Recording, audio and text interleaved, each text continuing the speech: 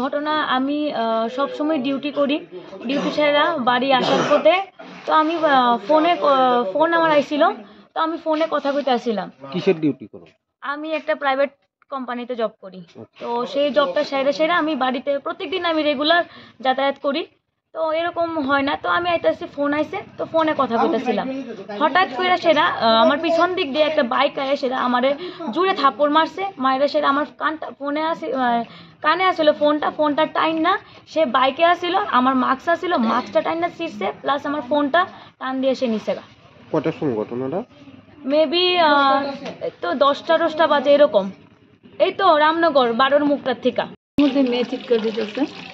তারপরে আমি সঙ্গে সঙ্গে আসছি, সেটা বলছে মা আমার মোবাইল তো নিয়ে আনছিল আমার মায়েরা। ওইটা আমি সঙ্গে সঙ্গে আমরা সবাই এসে মানে ঘটনার কি বাড়ির সামনেই হয়েছে? ওই তো গলিটার মুখটা।